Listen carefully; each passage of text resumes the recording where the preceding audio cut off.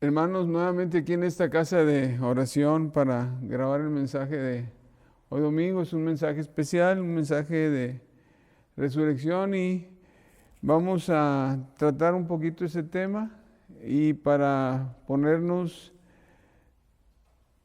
a cuentas con Dios necesitamos orar para que el Señor sea el que nos guíe en este estudio. Padre, en esta hora, Señor, te damos gracias porque eres un Dios bueno, Señor, un Dios que, Padre, escucha nuestra petición. Y en esta hora, Señor, nuestra oración y nuestro ruego es que seas tú, Padre Celestial, el que nos guíe en este estudio, Padre bendito, que sea tu Espíritu Santo el que le dé vida a tu palabra, Señor, y que, Padre, lo que aprendamos, Señor, sirva para nuestra vida espiritual, Señor, y nuestra vida práctica.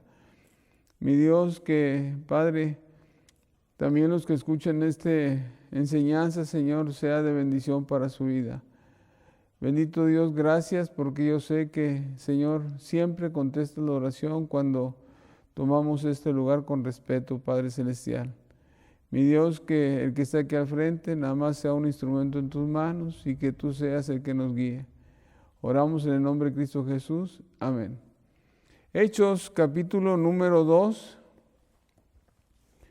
versículo del 22 en adelante, dice así: Varones israelitas, oíd estas palabras. Jesús Nazareno, varón aprobado por Dios entre vosotros con las maravillas, prodigios y señales que Dios hizo entre vosotros por medio de él, como vosotros mismos sabéis, a este, entregado por el determinado consejo y anticipado conocimiento de Dios, prendisteis y matasteis por manos de inicuos, crucificándole, al cual, dice la palabra de Dios, Dios levantó sueltos los dolores de la muerte, por cuanto era imposible que fuese retenido por ella, porque David dice de él: veía al Señor siempre delante de mí, porque está a mi diestra no seré conmovido, por lo cual mi corazón se alegró y se gozó mi lengua, y aún mi carne descansará en esperanza, porque no dejarás mi alma en el Hades, ni permitirás que tu santo vea corrupción. Me hiciste conocer los caminos de la vida, me llenarás de gozo con tu presencia. Varones hermanos, o se puede decir libremente del patriarca David, que murió y fue sepultado, y su sepultura está con nosotros hasta el día de hoy. Pero siendo profeta y sabiendo con juramento, Dios le había jurado que de su descendencia en cuanto a la carne levantaría al Cristo para que se sentase en su trono.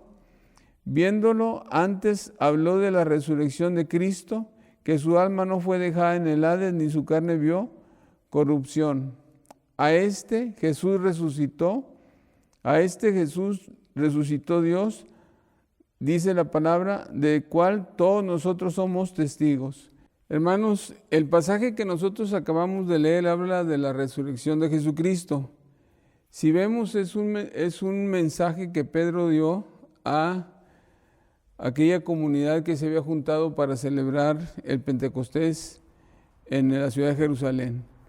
Y este pasaje que nosotros leímos habla muy de cerca de lo que es la resurrección.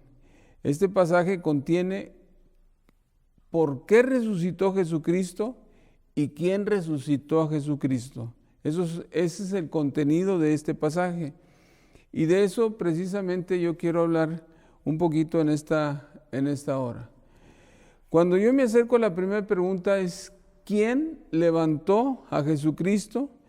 Y no hay ningún problema, porque si usted abre su Biblia en Hechos capítulo número 2, versículo 24 dice: el cual Dios levantó. Y entonces aquí tenemos la respuesta. ¿Por qué resucitó Jesucristo? ¿Okay? Porque Dios lo levantó.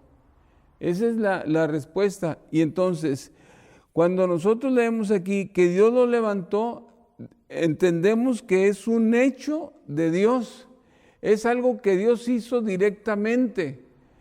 Y esto es un hecho que está en torno a lo que son los hechos alrededor de la cruz.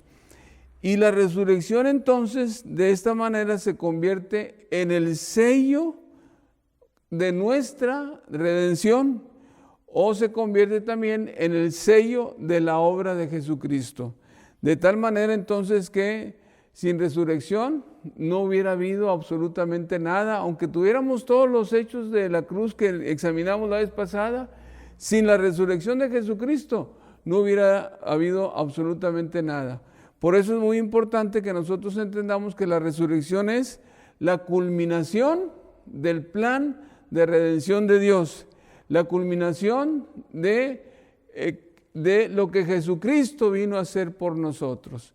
Y entonces, ¿quién levantó a Jesucristo? Fue Dios, fue el Padre, el Padre que siempre lo estuvo respaldando, porque aún así, Jesucristo mismo dice lo siguiente, dice, porque no dejarás mi alma en el Hades, ni permitirás que tu santo vea corrupción.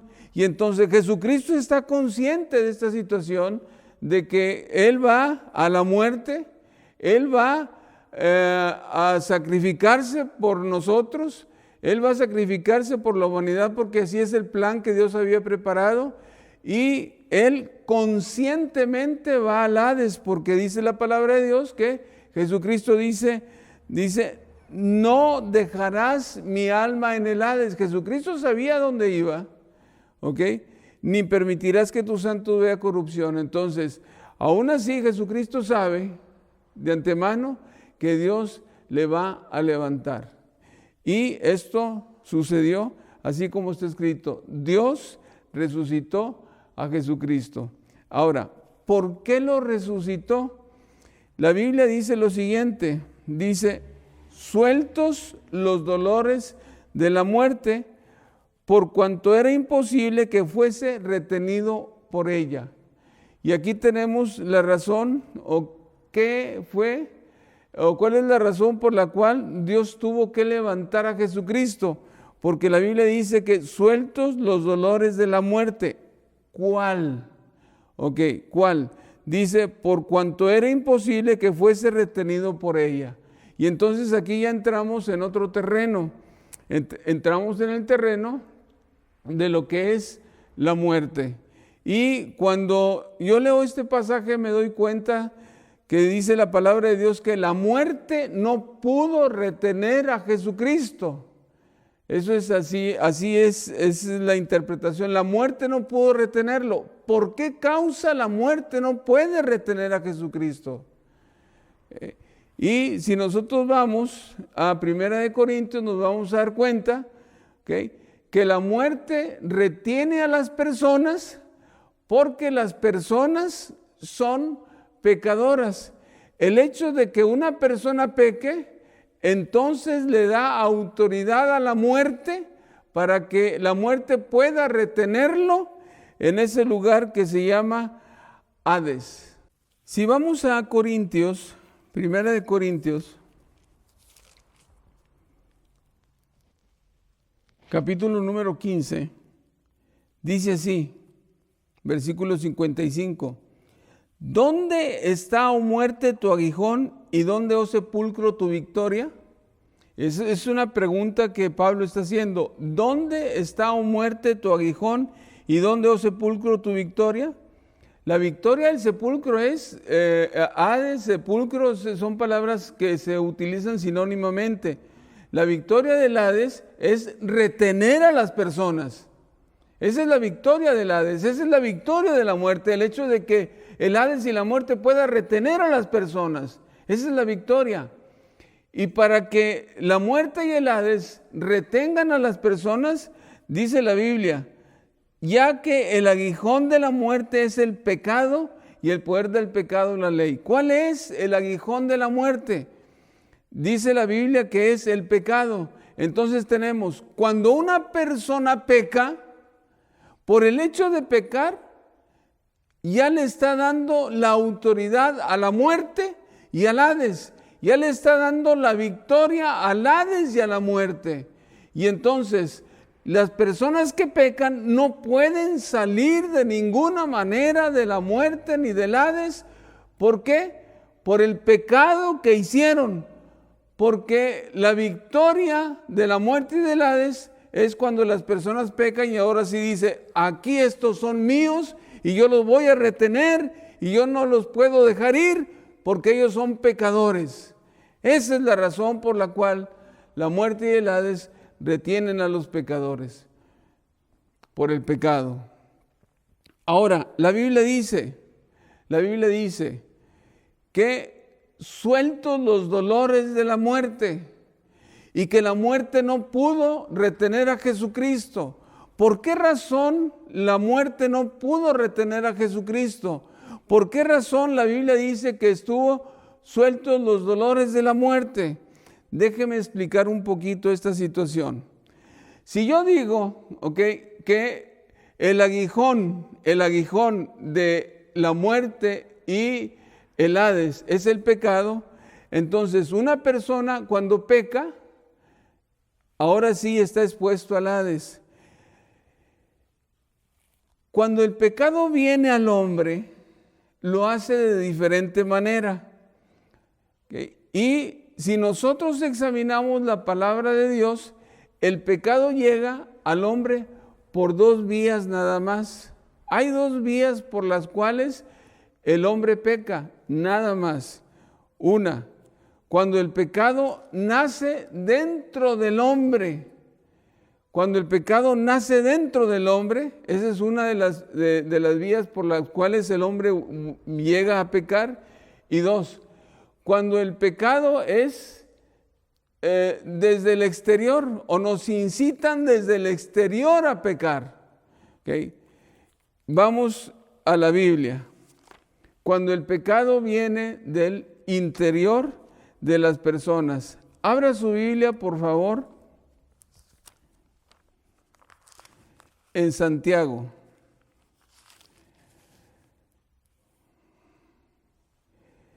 Dice la palabra de Dios, Santiago capítulo número 1. Dice, bienaventurado el 12, el varón que soporta la tentación, porque cuando haya resistido la prueba recibirá la corona de la vida que Dios ha prometido a los que le aman. Cuando alguno es tentado, viene de fuera. Alguien está tentando a la persona. Dice, no diga que es tentado de parte de Dios, porque Dios no puede ser tentado por el mal, ni Él tienta a nadie, sino que cada uno es tentado conforme a su propia concupiscencia, es atraído y seducido. Entonces la concupiscencia, después de que ha concebido, da luz al pecado, y el pecado, siendo consumado, da luz a la muerte. Este pasaje es muy claro, muy claro. ¿Cómo se produce el pecado en el hombre? El pecado en el hombre se produce cuando internamente mi propia concupiscencia, mi propia debilidad, mi propia tendencia al pecado me lleva a hacer el acto del pecado. Y esto quiere decir, aquí en la Biblia dice, cada uno es tentado de acuerdo a su propia concupiscencia, que es atraído y seducido. Entonces, la concupiscencia, después que ha concebido, da luz al pecado. ¿Qué es lo que nos está diciendo la palabra de Dios? Que el pecado, cuando viene desde dentro de nosotros, viene de nuestra debilidad, viene de nuestra tendencia a pecar. Y entonces nosotros empezamos a fabricar el pecado dentro de nosotros, en nuestra mente, proyectamos todas las acciones que vamos a hacer, hacemos todo el ejercicio mental. Eso es que el pecado se empieza a concebir. Y llega un momento en que ya nosotros tenemos toda la estructura. Y cuando ya tenemos toda la estructura, entonces nosotros pasamos a la acción. Y eso quiere decir entonces que el pecado, siendo consumado, da luz a muerte. Ojo aquí, que tenemos todo el proceso y ese proceso llega a la consumación, y ahí es cuando la muerte se apodera de nosotros. Ahora, déjeme decirle, ese es el pecado que viene desde el interior, que nace en nuestra concupiscencia, que nace por nuestra tendencia al pecado. Pero también hay otra manera en que el pecado llega a nosotros. Y el pecado llega a nosotros desde el exterior también. Cuando el enemigo de nosotros viene y nos pone una tentación. Y nos pone una tentación de acuerdo, a lo que hay en el mundo. Abra su Biblia, por favor, en Primera de Juan, capítulo número 2.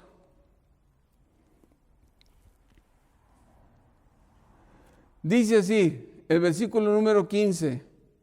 No améis al mundo ni las cosas que están en el mundo. Si alguno ama al mundo, el amor del Padre no está en él. Porque todo lo que hay en el mundo, los deseos de la carne, óigalo bien, deseos de la carne, los deseos de los ojos y la vanagloria de la vida no provienen del Padre, sino de Dios. Y el mundo pasa y sus deseos, pero el que hace la voluntad de Dios permanece para siempre. ¿Qué es lo que pasa aquí? Es cuando el diablo viene, agarra todo lo que hay en el mundo, y entonces empieza desde el exterior a tentarme, a incitarme a que yo haga el pecado. Y entonces aquí la opción de pecar es porque llega la tentación. Porque el diablo pone un pensamiento y entonces yo me gancho con la tentación y empiezo a ceder a la tentación y llega un momento en el cual yo caigo en la tentación. Entonces creo que es muy claro. ¿Cómo se genera el pecado en el hombre? El pecado en el hombre se genera por la debilidad. Pero el pecado del hombre también se genera cuando el diablo viene y nos incita a pecar y nosotros caemos en pecado. Ahora, es muy listo el diablo. Es muy listo el demonio. ¿Por qué? Porque nos tienta de acuerdo a nuestra debilidad. No sé si me entienden. O sea, y siempre caemos en pecado. Y al momento de caer, ándale, ya la muerte nos retiene. Génesis, capítulo número 3.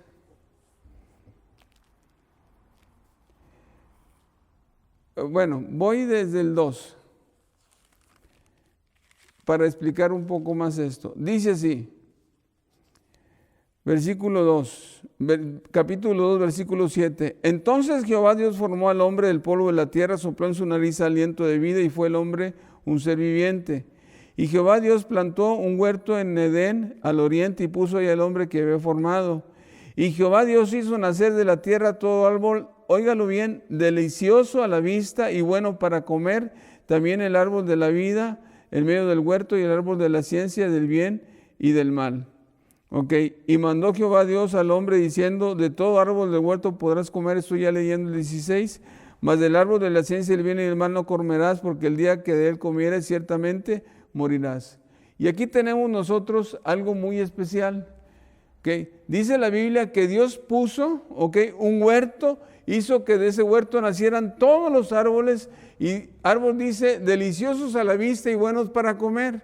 Y aquí nosotros tenemos un principio. Dios quería que disfrutáramos de esa creación, que tuviéramos placer en vivir, en comer, en ver la creación de Dios. ¿Y qué es lo que hace el diablo? Lo que hace el diablo es toma lo que Dios ha hecho y nos lo presenta de una manera que nosotros ni siquiera nos damos cuenta, hasta cuando pecamos es cuando nos damos cuenta que realmente fuimos engañados por el demonio.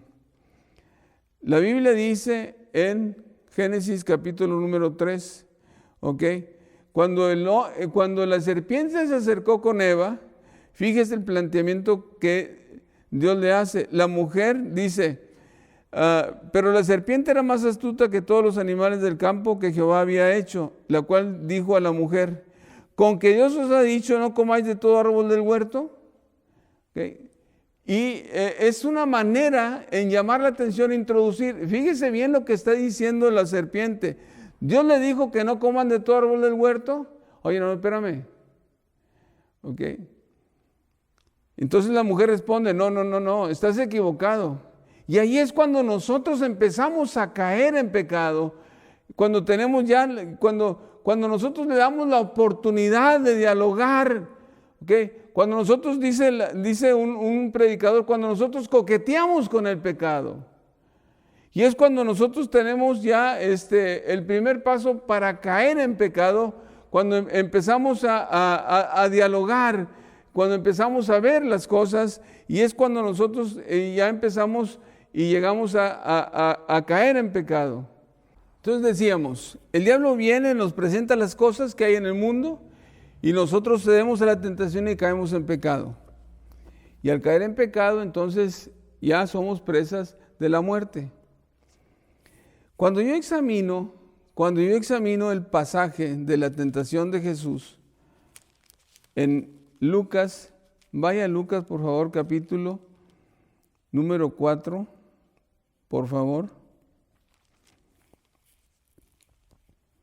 Dice así, Jesús lleno del Espíritu Santo volvió al Jordán y fue llevado por el Espíritu al desierto.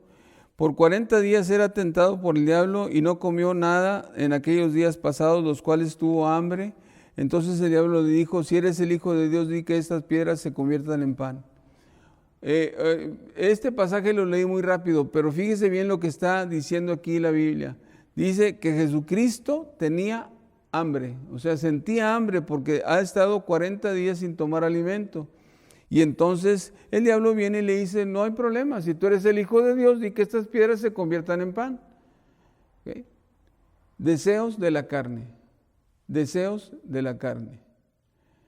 Ve cómo en la táctica que usó también allá en el Edén, el diablo la pone otra vez con Jesucristo, deseos de la carne. Y Jesucristo le respondió, escrito está, no solo de pan vivirá el hombre, sino de toda palabra que sale de la boca de Dios. Y le llevó el diablo a un monte muy alto y le mostró en un momento todos los reinos de la tierra y le dijo, a ti te daré toda esta potestad y la gloria de ellos, porque a mí ha sido dada y entregada, y a quien quiero yo la doy. Si tú postrado me adoras, todo esto será tuyo. Deseos de los ojos, vanagloria de la vida.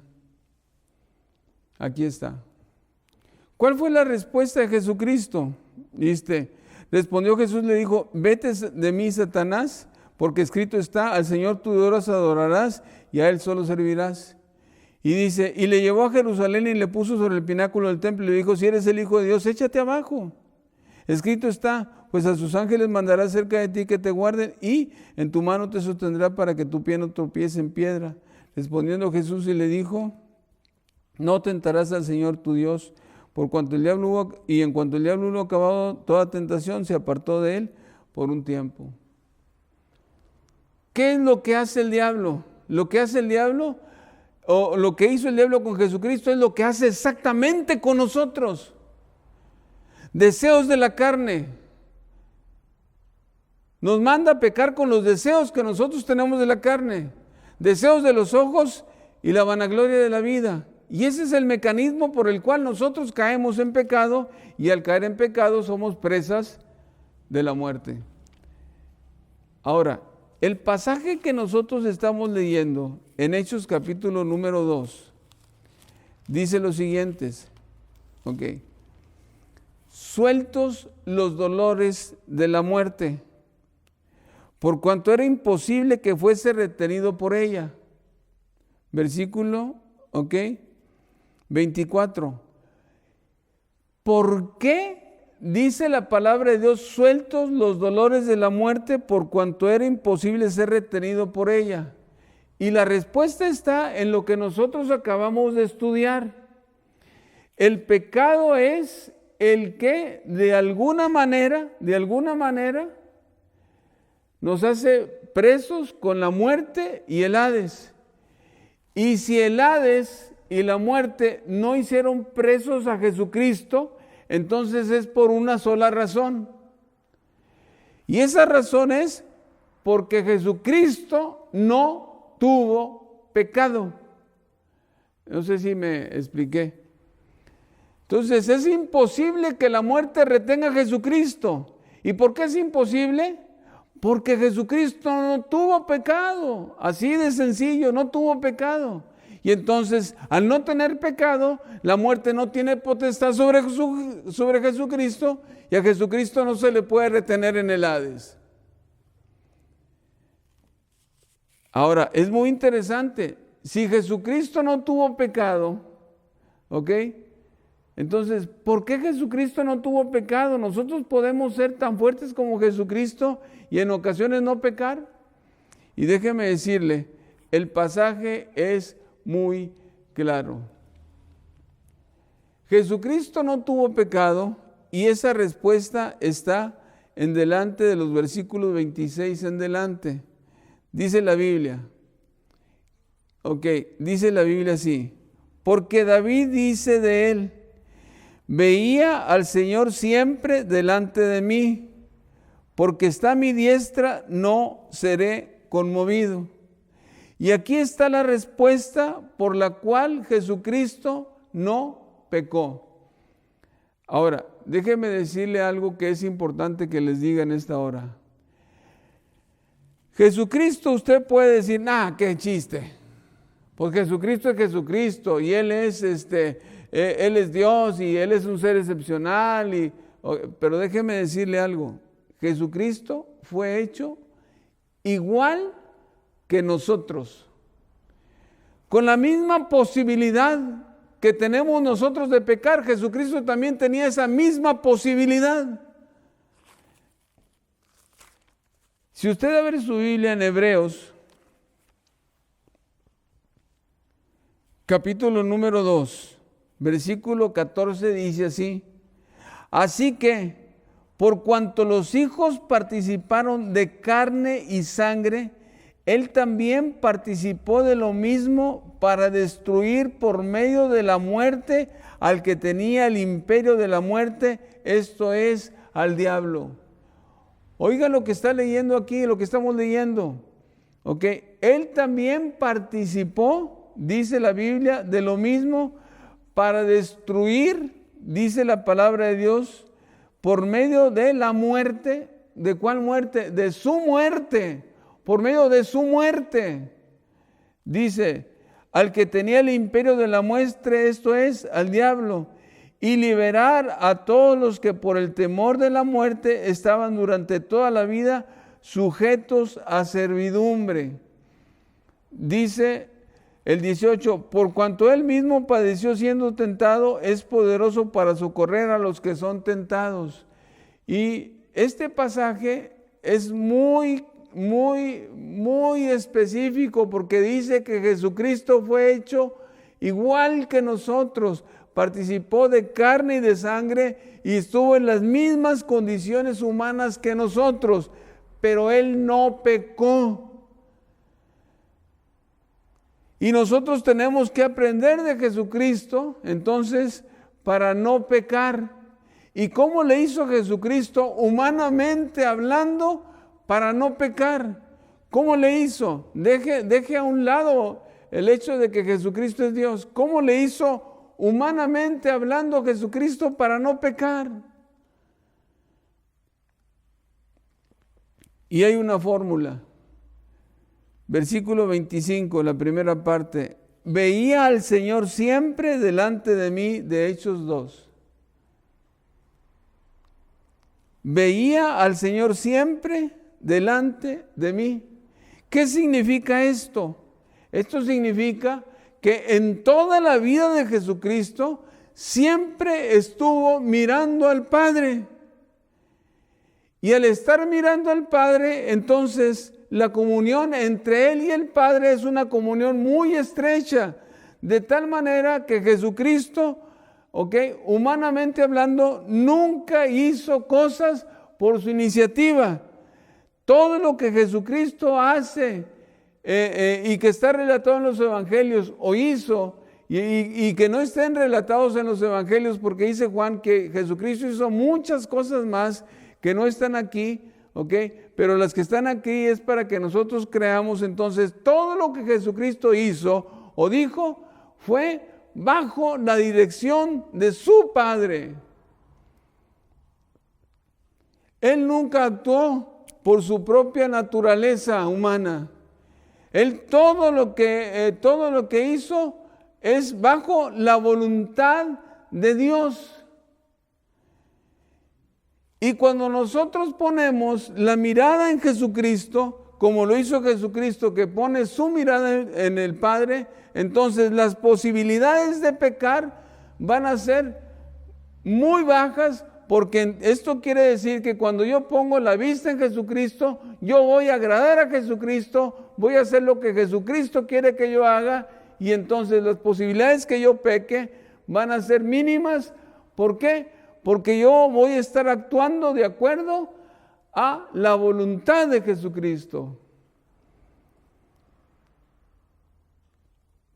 Entonces Jesucristo nunca pecó, porque siempre hizo las cosas que el Padre le dijo que hiciera.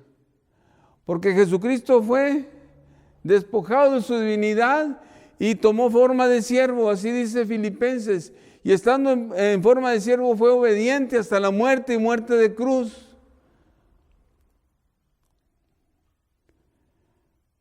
Y entonces no hay ninguna posibilidad de que Jesucristo haya pecado desde su interior, tomando sus propias cosas, tomando su propia iniciativa, porque estaba haciendo la voluntad del Padre. La otra cosa que es importante que entendamos también, la Biblia dice, porque está a mi diestra. ¿Quién está a mi diestra? El Señor. Veía al Señor siempre delante de mí, porque está a mi diestra. El Señor está a mi diestra. Dice, no seré conmovido. No me moveré. Porque el que está aquí a la diestra mía, el que me está acompañando, siempre es el Señor, siempre es mi Padre. Y entonces, si yo confío en mi Padre, si yo confío en el Señor, entonces Dios tiene la potestad a mí de librarme y ayudarme. Cuando las cosas se ponen difíciles o cuando el tentador viene para tentarme y que yo caiga en pecado. Entonces Jesucristo nunca cedió a la tentación que venía de fuera. A ver, si tú eres el Hijo de Dios, danos una señal. Y nada le costaba a Jesucristo hacer una señal para satisfacer la curiosidad de aquellas personas que le estaban diciendo, si tú eres el Hijo de Dios, haz una señal. No le costaba nada a Jesucristo. Pero ese no era el objetivo. Ahí estaba el Señor, ahí estaba su Padre para respaldarlo a él, ahí estaba su Padre para ayudarle en los momentos difíciles. Si tú eres el Hijo de Dios, desciende a la cruz, sálvate a ti y sálvanos a nosotros. No le costaba nada a Jesucristo de haber descendido de la cruz. Nada le costaba. Eran pullas del enemigo, eran tentación del enemigo que le ponía. Y entonces Jesucristo no pecó como una opción que viene desde el exterior con una tentación que el enemigo pone. Jesucristo no pecó con una situación interna. Si Él no pecó con una situación interna, si Él no pecó con una situación externa que viene como una tentación, entonces Jesucristo no tuvo pecado. Y entonces lo que viene a continuación dice, porque mi corazón se alegró y se gozó mi lengua y aún mi carne descansará en esperanza. Él sabe precisamente que cuando va a la muerte y va a descansar su cuerpo, Él va a resucitar. Ahora, llama mucho la atención el versículo 27 donde dice, porque no dejarás mi alma en el Hades ni permitirás que tu santo vea corrupción. ¿Y qué seguridad tiene Jesús cuando cree en estas palabras de ese salmo? Salmo número 16. Y dice la palabra de Dios: no permitirás que tu santo vea corrupción, ni me vas a dejar en el Hades. Y cuando yo leo esto, ¿a poco Jesucristo tiene la intención de ir al Hades? ¿Él está pensando en ir al Hades? Porque dice la Biblia: no dejarás mi alma en el Seol, en el Hades, ni permitirás que tu santo vea corrupción. ¿Tiene esa intención? Y déjeme decirle que sí. Jesucristo, cuando muere en la cruz del Calvario, tiene la intención de ir al Hades. ¿Para qué? ¿Para qué? Si nosotros leemos allá en Efesios,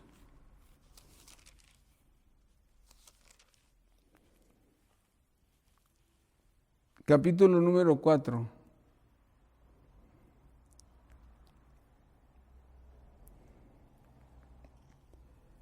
dice la palabra de Dios lo siguiente, versículo 5: un Señor, una fe, un bautismo, un Dios y Padre, dice, de todos, el cual es sobre todos y por todos y en todos. Pero cada uno de nosotros fue dada la gracia conforme a la medida del don de Cristo, por lo cual dice: subiendo a lo alto llevó cautiva la cautividad y dio dones a los hombres. Y esto de que subió, ¿qué es? Sino que también había descendido primeramente a las partes más bajas de la tierra. El que descendió es el mismo que también subió por encima de todos los cielos para llenarlo todo.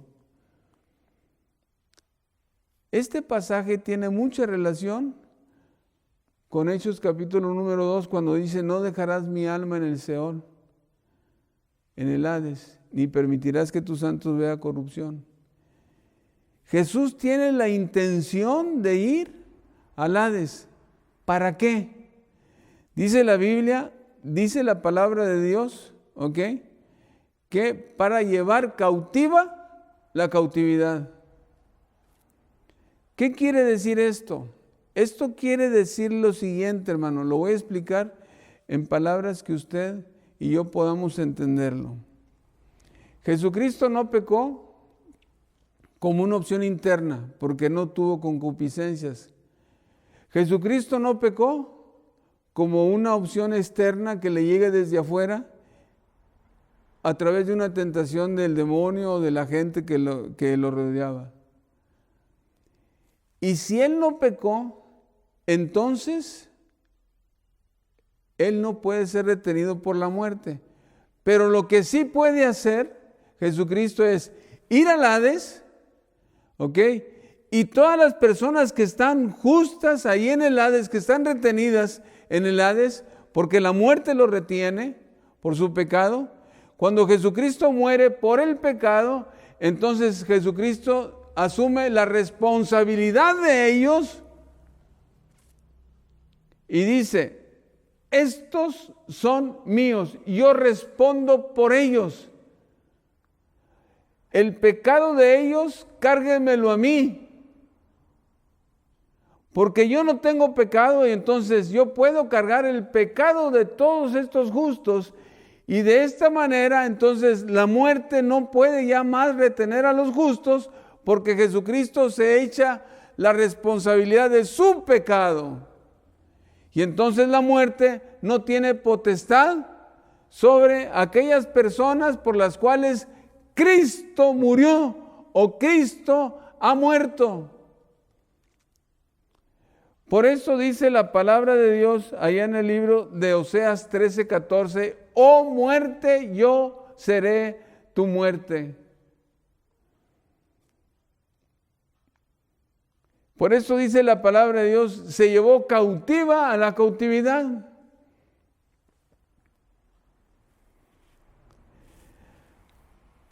Hace poco leí una historia, que esto fue una cosa real que pasó en en la revolución. Había un general que habían apresado y estaba en la cárcel. Y entonces el general que estaba preso conocía a el general del ejército que lo había apresado. Sí me entienden. Un general que tiene ejército y ese ejército lo apresó a este general y lo metió en la cárcel. Y estos dos eran amigos. Y entonces el que estaba en la cárcel le dice al general: ¿sabes una cosa? Yo quisiera irme a despedir de mi familia ya que me van a fusilar. Y entonces el general del ejército le dijo: está bien, no hay problema. Vamos a hacer esto. Okay. ¿Cuántos días tardas tú en irte a despedir? Pues le puso un término de días y dijo: ¿sabes una cosa? Yo voy a tomar tu lugar.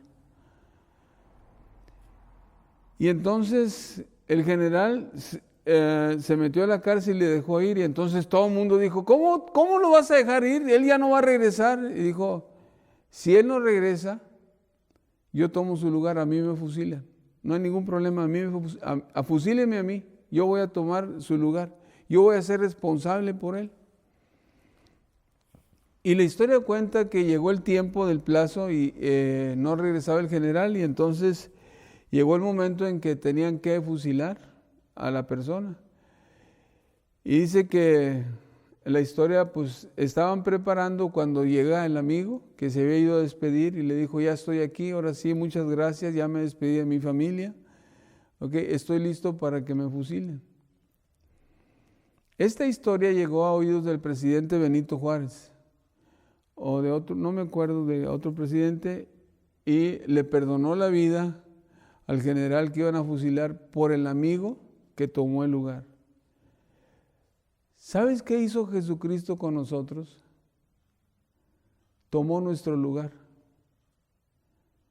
Él tomó el lugar. Él no tenía nada de pecado, pero Jesucristo dijo: déjeme cargar el pecado de él, cárguemelo a mi cuenta. Y cuando mi pecado es cargado a Cristo Jesús, la muerte ya no tiene potestad sobre mí. Porque Jesucristo dice: yo tomo el lugar de él. Y tu muerte no puedes hacer nada con este hijo mío. Esa es nuestra salvación, hermano. Tan grande es nuestra salvación. Así de grande es nuestra salvación. Y entonces nosotros tenemos garantía también de la resurrección. Así como el Padre, como Dios levantó a Cristo Jesús porque no tuvo pecado, así nosotros tenemos garantía en Cristo Jesús que vamos a ser resucitados porque Él está cargando nuestro pecado. Él está siendo responsable por nuestro pecado, y entonces Dios dice: no hay ningún problema, a ellos también los vamos a levantar porque has creído en el unigénito Hijo de Dios. Esto es lo que ha hecho Jesús por nosotros. Por eso dice la palabra de 1 Corintios capítulo número 15, versículo 20. Mas ahora Cristo ha resucitado de los muertos, primicias de los que durmieron es hecho, porque por cuanto la muerte entró por un hombre, también por un hombre la resurrección de los muertos. Porque así como en Adán todos mueren, también en Cristo todos serán vivificados, pero cada uno en su debido orden. Cristo las primicias, luego los que son de Cristo en su venida, luego el fin, cuando entregue el reino al Dios y Padre, cuando haya suprimido todo dominio, toda autoridad, toda potencia. Y usted siga leyendo el pasaje hermoso que está aquí. ¿Por qué resucitó Jesucristo? Jesucristo resucitó porque el Padre lo levantó. ¿Y por qué lo levantó? Porque Jesucristo no tuvo pecado.